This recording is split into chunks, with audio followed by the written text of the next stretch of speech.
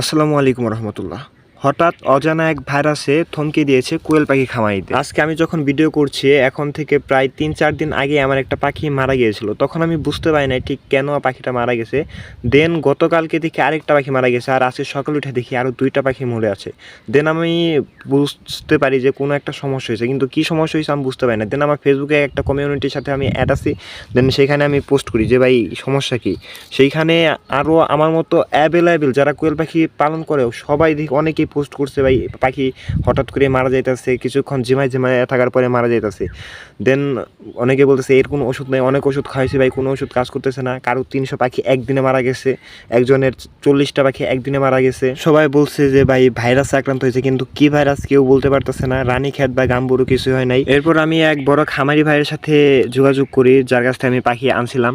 সে জানালো যে ভাই সব জায়গায় একই অবস্থা, অনেক সবার পাখি মারা যাইতেছে।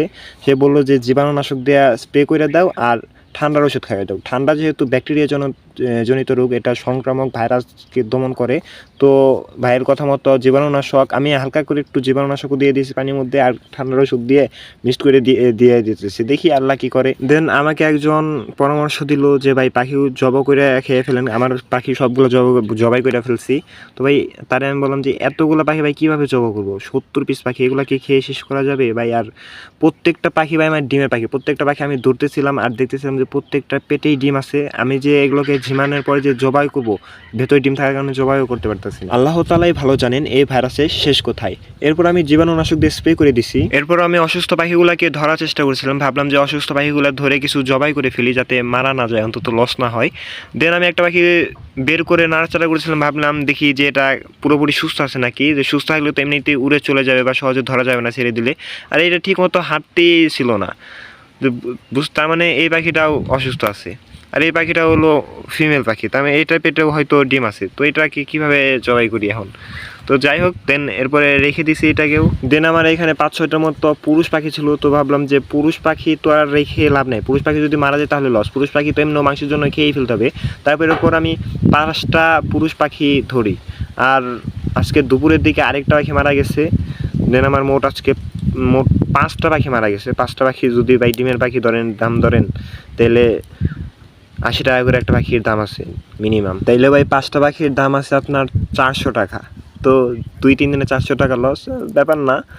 আর যে পুরুষ পাখি 5টা পুরুষ পাখি জবাই করে ফেলছি। পুরুষ পাখির মাংস এমনিতে অনেক স্বাদ, এটা ভিন্ন একটা স্বাদ, কোনো গরু মুরগি খাসি কোনো মাংস স্বাদ না, এটা স্বাদ অন্যরকম। যাই হোক, আলহামদুলিল্লাহ আল্লাহ যা করে ভালোর জন্য করে, হয়তো এর মধ্যেই আমার জন্য কোনো কল্যাণ রয়েছে। আরেকটা কথা, যারা কোয়েল পাখি পালন করেন তাদের জন্য এই ভাইরাসগুলো কিন্তু জন্মায় না, ঠিক আছে? এই ভাইরাসগুলো বাইরে থেকে আসে। আমার এখানে শুরু হয়েছে মূলত আমি একটা বড় হাঁস কিনে আনছিলাম হাট থেকে। হাঁসগুলো আনার পরে আমি বাড়িতে রাখছিলাম। দেন ওই হাঁস থেকে আমার ভাইরাসগুলো ছড়াইছে, আমি শিওর। ঠিক এই কারণে বিসমিল্লাহ এগ্রো কিন্তু 4টা টাইগার মুরগি বাইরে থেকে কিনছিল। ওই টাইগার মুরগিগুলো তার দেশি মুরগির সাথে রাখছিল, যার কারণে তার 100+ একটা দেশি মুরগির ছিল, খামার ছিল। পুরো সব দেশি মুরগি মারা গেছে শুধু একটা ভুলের কারণে। তো সবাইকে বলবো, কেউ এই মুহূর্তে হাট থেকে কোনো প্রকার হাঁস মুরগি পাখি এনে বাসায় থাকা পাখিগুলোর সাথে রাখবেন না ভাই। এখন কিন্তু অনেক বেশি পরিমাণে ভাইরাস বাইরে। দেন আমার কাছে 2টা রাজহাঁসের বাচ্চা ছিল, একটা বাচ্চা কিনছিলাম 500 টাকা করে। ওই 2টা বাচ্চাও মারা গেছে ভাইরাসে আক্রান্ত হয়ে, শুধু ওই বড় হাঁসটা আনার কারণে। তারপর আমার দেশি মুরগিও আক্রান্ত হয়েছিল। দেশি মুরগি মারা যাওয়ার আগে জবাই করে ফেলছি। 2টা দেশি মুরগির সাথে বাচ্চা ছিল। বাচ্চাগুলো এখন দেশি মুরগিগুলো যদি ওই রাতটা রেখে দিতাম তাহলে দেশি মুরগিও মারা যেত 2-3টা। যাই হোক, আল্লাহ যা করে ভালোর জন্যই করে। আজকের ভিডিওটা এই পর্যন্ত। সবাইকে অনুরোধ করবো এই মুহূর্তে বাইরে থেকে কোনো হাঁস মুরগি কিছু এনে বাসায় রাখবে না, তাহলে আপনার বাসায় যেই পশু পাখিগুলো আছে এগুলো কিন্তু আক্রান্ত হতে পারে। সবশেষে দোয়া করি আল্লাহ তাআলা আমাদেরকে এবং আমাদের পশু পাখিকে সমস্ত প্রকার আসমান ও জমিনের বালা মুসিবত থেকে হেফাজতে রাখুক, এবং আমাদেরকে রমজান মাসের সবগুলো সিয়াম সঠিকভাবে পালন করার তৌফিক দিক। ওমা তাওফিকি ইল্লা বিল্লাহ।